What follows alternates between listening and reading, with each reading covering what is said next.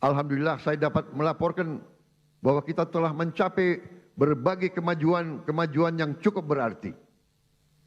Di tengah konflik politik, konflik ekonomi secara global, perang dagang, perang tarif, ekonomi Indonesia masih berhasil tumbuh di atas 5%. Tumbuh dalam 5,12%. Dan para pakar yakin bahwa ini akan semakin meningkat di saat-saatnya akan mendatang. Di tengah dunia yang penuh gonjang-ganjing, realisasi investasi kita semester pertama 2025 telah mencapai 942 triliun, naik 13,6% dari tahun lalu. Telah mencapai target APBN 2025 sebelum tahun 2025 berhasil. Dan berhasil menyerap tenaga kerja Indonesia 1.200.000 orang. Saudara-saudara sekalian, kita telah melaksanakan intervensi strategis untuk memperbaiki gizi 82 juta anak-anak Indonesia dan ibu-ibu hamil. Saudara-saudara sekalian, sekarang kita telah mencapai kemajuan yang membanggakan. Pagi ini saya mendapat laporan dari Badan Gizi Nasional sudah 20 juta anak sekolah. Anak belum sekolah, ibu hamil dan ibu menyusui sudah menerima makan bergizi gratis setiap hari. Terima kasih Badan Gizi Nasional. Di hadapan majelis terhormat ini saya menyampaikan penghargaan saya kepada Kepala Badan dan seluruh anggota Badan Gizi Nasional yang telah bekerja keras mencapai hal ini. Saudara-saudara sekalian, dalam 7 bulan kita berhasil mencapai apa yang negara-negara lain butuh belasan tahun. Saya telah jumpa dengan Presiden Brazil dan mantan Presiden Brazil.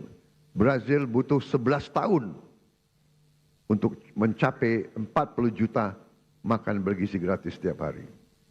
Saudara-saudara, kita kadang-kadang harus mengakui bahwa bangsa kita punya kemampuan. Bangsa kita bila ada kehendak, banyak yang bisa kita kerjakan bersama. Begitu banyak masalah manajemen yang harus kita hadapi agar program ini berjalan baik. Pembangunan fisik dapur, pengelolaan rantai pasok, pelatihan manajer-manajer dan pelaksana-pelaksana. Sekali lagi, saya tadi ucapkan terima kasih kepada Kepala Badan Gizi Nasional. Saudara dan anggotamu telah bekerja dengan baik. Kita kadang-kadang kalau yang berbuat baik, kita lupa ucapan terima kasih. Kalau yang berbuat salah, kita tidak akan lupa-lupa. Terus diingat. Saya juga ucapkan terima kasih kepada semua pihak yang telah mendukung terlaksananya makan bergizi gratis. TNI, Polri, Nahdlatul Ulama, Muhammadiyah, ormas-ormas, koperasi-koperasi, yayasan-yayasan yang telah rame-rame terlibat dan bergotong royong membentuk Satuan Pelayanan Pemenuhan Gizi di seluruh provinsi Indonesia. Makan bergizi gratis bukan semata program sosial, melainkan fondasi untuk menciptakan generasi yang sehat, cerdas, dan produktif.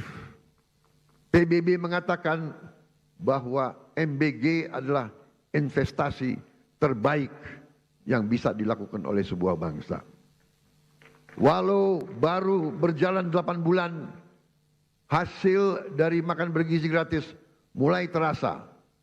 Angka kehadiran anak di sekolah meningkat. prestasi anak-anak di sekolah meningkat. Per hari ini sudah ada 5.800 satuan pemenuhan pelayanan gizi di 38 provinsi.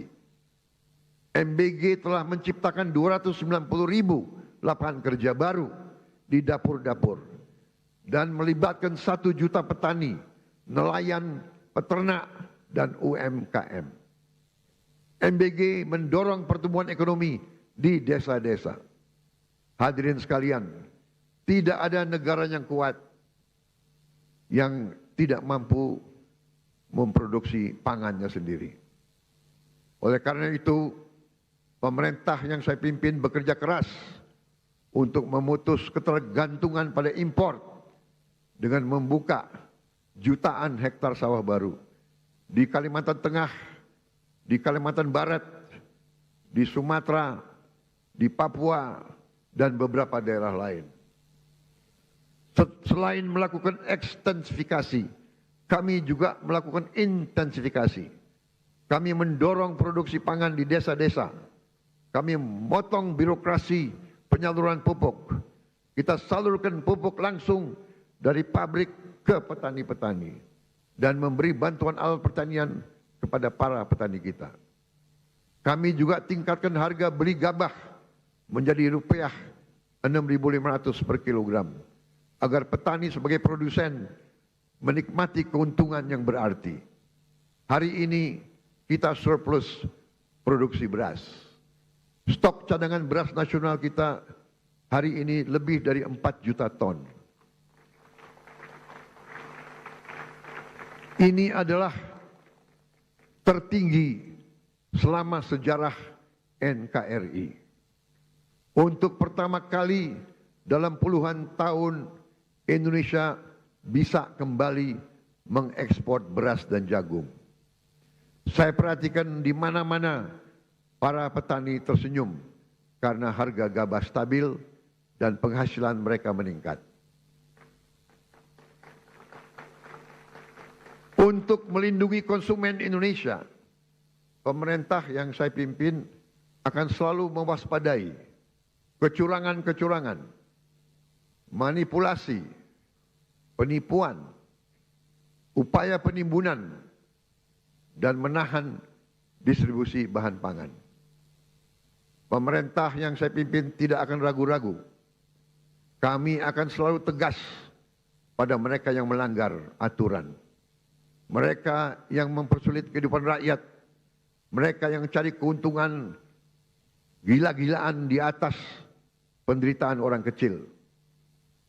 Pemerintah yang saya pimpin akan konsekuen menggunakan segala kewenangan yang diberikan kepada kami dari Undang-Undang Dasar 1945 dan juga Undang-Undang Nomor 7 tahun 2014 tentang perdagangan, terutama pasal 107, Jungto pasal 29 ayat 1 yang berbunyi pelaku usaha yang menyimpan barang kebutuhan pokok dan atau barang penting dalam jumlah dan waktu tertentu pada saat terjadi kelangkaan barang, gejolak harga, dan atau hambatan lalu lintas bisa mendapat pidana penjara paling lama 5 tahun dan atau denda paling banyak 50 miliar rupiah.